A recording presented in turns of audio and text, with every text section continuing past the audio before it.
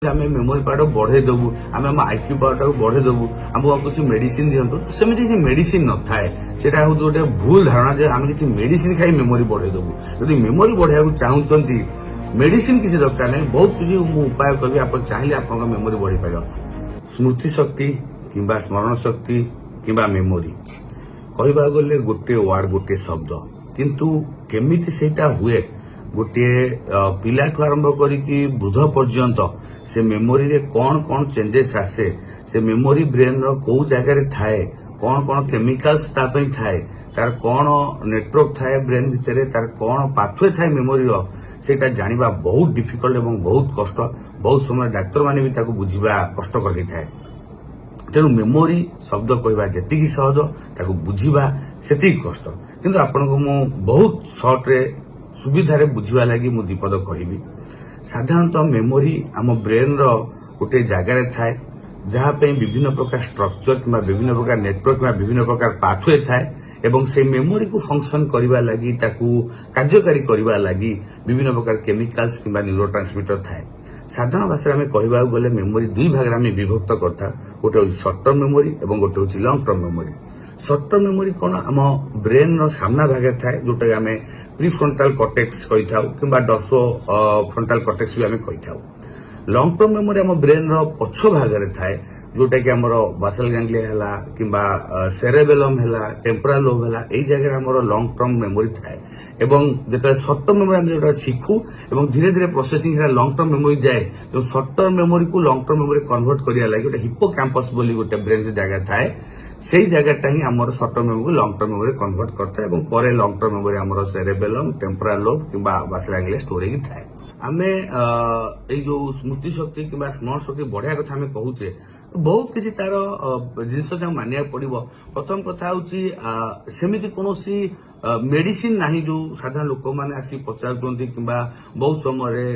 ପିଲାମାନଙ୍କର ବାପା ମା ଆସି ପଚାରୁଛନ୍ତି, ସିଏ ପାଠ ମନେ ରଖୁନି, ସିଏ ତାର ମନେ ରହୁନି ପାଠ, କଣ ମେଡିସିନ ଅଛି ଦିଅନ୍ତୁ, ଆମେ ସେ ଭିଟାମିନ ଦେଇ ଟନିକ ଦେଇ ତା ମେମୋରିଟା ଆମେ ବଢେଇ ଦେବୁ। ବହୁତ ସମୟ ଲୋକ ଭୁଲି ଯାଉଛନ୍ତି, ସାର୍ ଆମକୁ କଣ ମେଡିସିନ ଅଛି ଦିଅନ୍ତୁ, ଆମର ସ୍ମରଣ ଶକ୍ତି ବଢିଯିବ। ମୁଁ ଗୋଟେ କଥା କହିବାକୁ ଚାହୁଁଛି, ଯଦି ଆପଣ ଡିମେନ୍ସିଆ କିମ୍ବା ସ୍ମରଣ ଶକ୍ତି ହାତରେ ପହଞ୍ଚନ୍ତି, ଓଲ୍ଡ ଏଜ୍ ସାଧାରଣତଃ ମୁଁ କହୁଛି, ତ ହୁଏତ ସେ ଡିମେନ୍ସିଆକୁ ଅଟକେଇବା ପାଇଁ କିମ୍ବା କିଛିଟା ରିକଭର କରିବା ପାଇଁ କିଛିଟା ମେଡିସିନ ଅଛି ଏବଂ ବହୁତ ଗୁଡା ମେଡିସିନ ଲାଟେଷ୍ଟ ଡେଭଲପମେଣ୍ଟ ରେ ବି ଅଛି। କିନ୍ତୁ ଯୋଉ ମାନେ କହୁଛନ୍ତି ଆମେ ମେମୋରି ପାୱାରଟାକୁ ବଢେଇ ଦେବୁ, ଆମେ ଆମ ଆଇକ୍ୟୁ ପାୱାରଟାକୁ ବଢେଇ ଦେବୁ, ଆମକୁ କିଛି ମେଡିସିନ ଦିଅନ୍ତୁ, ସେମିତି କିଛି ମେଡିସିନ ନଥାଏ। ସେଇଟା ହଉଛି ଗୋଟେ ଭୁଲ ଧାରଣା ଯେ ଆମେ କିଛି ମେଡିସିନ ଖାଇ ମେମୋରି ବଢେଇ ଦେବୁ। ଯଦି ମେମୋରି ବଢେଇବାକୁ ଚାହୁଁଛନ୍ତି ମେଡିସିନ କିଛି ଦରକାର ନାହିଁ, ବହୁତ କିଛି ମୁଁ ଉପାୟ କରିବି। ଆପଣ ଚାହିଁଲେ ଆପଣଙ୍କ ମେମୋରି ବଢିପାରିବ। ପ୍ରଥମ ଜିନିଷ ହଉଛି ଆପଣଙ୍କ ଶୋଇବା କମ୍ପ୍ଲିଟ ହେବା ଦରକାର। ଆପଣ ଦିନ ସାରା ଯାହା କାମ କରୁଛନ୍ତି, ଯାହା ଖଟୁଛନ୍ତି, ଯଦି ମିନିମମ୍ 7 ରୁ 9 ଘଣ୍ଟା, 8 ଘଣ୍ଟା ଗୋଟେ ଆଡଲ୍ଟ ଯୁବକ 40 ବର୍ଷର ଲୋକ ପାଇଁ, 30-40 ଲୋକ ପାଇଁ ଯଦି ଆପଣ ମିନିମମ୍ 7-8 ଘଣ୍ଟା ରେଷ୍ଟ ନ ନେବେ, ତ ଆପଣ ମେମୋରି ଉପରେ ବହୁତ ଚାପ ପଡିପାରେ। ତ ଶୋଇବାଟା ସବୁଠୁ ଗୁରୁତ୍ୱପୂର୍ଣ୍ଣ ଜିନିଷ। ଦ୍ୱିତୀୟ ଗୁରୁତ୍ୱପୂର୍ଣ୍ଣ ଜିନିଷ ହଉଛି ଏକ୍ସରସାଇଜ। ଆମେ ସାଧାରଣତଃ କହିଥାଉ ଯେ ଗୋଟେ ସପ୍ତାହରେ 150 ମିନିଟ୍ ଆପଣଙ୍କର ଡେଲି ମାଇଲ୍ଡ ଆରୋବିକ୍ ଏକ୍ସରସାଇଜ କଥା କୁହନ୍ତୁ କିମ୍ବା 75 ମିନିଟ୍ ଭିଗରସ୍ ଆରୋବିକ୍ ଏକ୍ସରସାଇଜ କଥା କୁହନ୍ତୁ, ବଟ୍ ମୁଁ ଆପଣଙ୍କୁ ସଜେଷ୍ଟ କରିବି 150 ମିନିଟ୍ ଆପଣ ମାଇଲ୍ଡ ଆରୋବିକ୍ ଏକ୍ସରସାଇଜ କରନ୍ତୁ, ଯୋଉଟା ଆମର ନର୍ମାଲ ଚାଲିବା କଥା କୁହନ୍ତୁ, ନର୍ମାଲ ଟିକେ ଜଗିଂ କଥା କୁହନ୍ତୁ, ସାଇକ୍ଲିଂ କଥା କୁହନ୍ତୁ, ଯାହା ବି ହଉ। ତେଣୁ କହିବାକୁ ଗଲେ ମାନେ 30 ମିନିଟ୍ସ, ସପ୍ତାହକୁ 5 ଦିନ 30 ମିନିଟ୍ସ ଆପଣ ଏକ୍ସରସାଇଜ କରିବେ, ତ ନିହାତି ଭାବରେ ଆପଣଙ୍କର ମେମୋରି କିମ୍ବା ଆପଣଙ୍କର ସ୍ମରଣ ଶକ୍ତି ବୃଦ୍ଧି ପାଇବାରେ ବହୁତ ସହାୟକ ହବ। ତୃତୀୟ ଗୋଟେ ପଏଣ୍ଟକୁ ଆସିବି, ଖାଦ୍ୟପେୟ।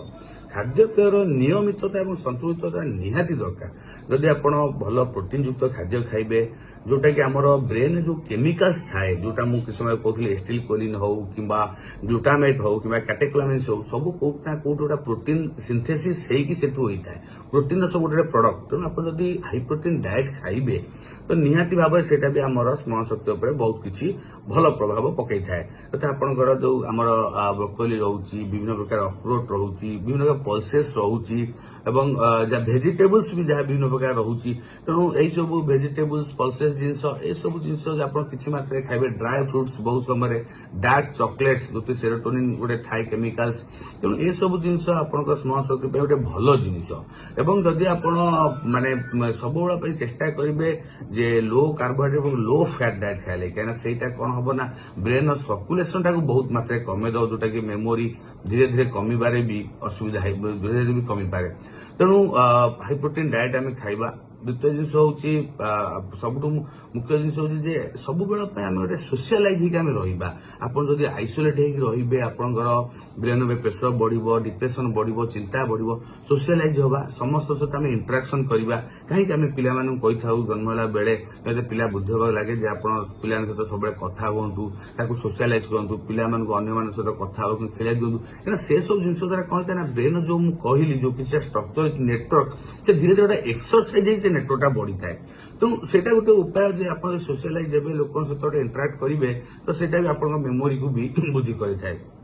रियल्स माने कौन सी जिन आम जदि सब आम गोटे माने सब माइंड टाक आक्टिव रखा जमी कि जो मैंने तो पाठपाठ पढ़ुं ठीक अच्छी जो मैंने स्कूल कॉलेज गोइंग पिला अच्छा कि जो अन्य प्रोफेशन अच्छा से ब्रेन एक्सरसाइज होता है जो मैंने किसी काम ना कि जो मैंने सब बसिकी रोच बिजनेस टाइप लोक जो सब रोचे तो से सब कह किसी न किसी माइंड गेम करूँ जमी आप क्यूबिक माइंड गेम देखुए क्यूब माइंड गेम से करूँ किसी ना चेस खेलतु किसी ना विभिन्न प्रकार जो माइंड एक्सरसाइज हो डेली डेली आमको एक्सरसाइज करा पड़ो हेले जो मुझे डिमेंशिया कथा कहूँ जो नर्व सुखी सुखी जाए केमिकाल्स कमी जाए से गुड़ा एत शीघ्र हुए से बहुत लंग टाइम भी रही आप देखुए बहुत समय लोग जो मैंने आप देखुए गाँ गली बुढ़ा बस लोक जो ताश फाश सब चेस फेस सब खेलुए से दीर्घ दिन पर्यंत इवन देखी 90 वर्ष पर्यंत भी 100 वर्ष पर्यंत भी डिमेंशिया डेभलप होनी तेणु यहाँ गोटे कौट ना कौट गोटे ब्रेन एक्सरसाइज जोटा कि आम सब करा पड़ो आम ब्रेन टाक आक्टिव रखा लगे स्पेशल मुझे मेमोरी टाक धीरे धीरे इनक्रिज करा लगे आक्टिव रखा लगे आम सेटा करवा सहित अन्य जिन कथा कहली बहुत मुख्य कथा हूँ आपण जेकोसी प्रकार निशा द्रव्य दूरे रहे से आम ब्रेन केमिकाल्स स्ट्रक्चर को बहुत मात्रा क्षति पहुंचाए एनी टाइप ऑफ एडिक्शन आप गुटखा कथा कहतु तंबाकू कथा कहतु निकोटिन सिगरेट पान हो ड्रिंकिंग हो अल्कोहल सबू जिन आपको निवृत्त रहा पड़ो से मुख्य जिनस अत्यधिक माने स्ट्रेस नहीं कि काम करेंगे से जिन जोड़ा लोक मैंने लंग टाइम राति राति अनिद्रा ही काम करुँच ओटी कर ओभर ड्यूटी कर ओभर टाइम कर तो सेगुड़ा भी ब्रेन उपर बहुत किसी मेमोरी उपर कुप्रभाव पकाउछि आमर गोटे पैटर्न दरकार आम जदि ब्रेन टाक 8 घंटा एक्सरसाइज कले आमको 8 घंटा ताको रेस्ट दबा पड़ो कि आम जदि दिन सारा 24 घंटा आम ब्रेन टाक आम जदि पूरा जदि लोड कर रखा माने प्रेसर दे रखा तो जो न्यू केमिकाल्स फॉर्मेशन पे टाइम दबानी 24 घंटा काम करता सिस्टम हो लैपटॉप साधारणतः मुझे कहूँ सॉफ्टवेयर लाइन लोक आईटी लोक कथा मुझे तो सेगुड़ा धीरे धीरे ब्रेन टा जी प्रेसर हुए से जो समय लगे रिकवरी की पुणी नुआ नुआ केमिकाल्स हवा लगे तो सही टाइम टा मिलेनी तो धीरे धीरे एत प्रेसर पड़ जाए तो से कौटना कौटी की बेसी ब्रेन चाप पकईकि विभिन्न प्रकार डिमेंशिया कि विभिन्न प्रकार स्मृति शक्ति ह्रास भी देखा दे पारे तेणु बहुत किसी फैक्टर रही मुझे सिंपल किसी जिनस कहली तेणु आमर मुख्य हूँ दैनंदिन डेली एक्टिविटी लाइफ टाइम आम गोटे भल भाव मेंटेन करा पड़ो टाइम टू टाइम गोटे मेंटेन हवा निहाती दरकार सब जिन जमी मुझे कहली आप मर्निंग रे उठिले आप 9टा बेले ऑफिस स्कूल कॉलेज गले 5टा बेले फेरिले 5टा बेले आप सोशल इंटराक्शन जो मुझे इंपोर्टाट करी फैमिली सहित इंटराक्ट कले संध्या 6टा 7टा पर्यंत आप इंटराक्ट कले पिला सहित आप इंटराक्ट कले घर लोक इंटराक्ट कले फ्रेंड्स जी भी हूँ अननेसेसरी नेगेटिव टॉक को दूरे रुहतु नेगेटिव वीडियो हो कि नेगेटिव मोबाइल इनफॉरमेशन से आप दूरे रुहतु तापर आप मे बी 9टा 10टा आप डिनर कले 10टा को बेड गले मिनिमम जब मुझे कहते 8 घंटा शोवा निहत आवश्यक 10टा को बेड जाए सका 6टा उठते तो बहुत बढ़िया जिनस this is the best way तो पुणी सका 6टा उठे आप जो एक्सरसाइज कथा कहते मिनिमम 30 मिनिट्स आप एक्सरसाइज करूँ बॉडी एक्टिव रखु तो गोटे डेली रेगुलर एक्टिविटी आम मेंटेन कर रूटीन लाइफ स्ट्रीमलाइन मेंटेन कर तो आपंकर स्मृति शक्ति भी स्मरण शक्ति बढ़ो पुणे तो मेमोरी बहुत एक्टिव रही पारे और जो डिमेंशिया कथा कहते आल्जाइमर सहित विभिन्न प्रकार अन्य डिमेंशिया कथा कहते सी भी आपंकर हबार कि डेभलप हबार चांस बहुत कमी जाए पारे।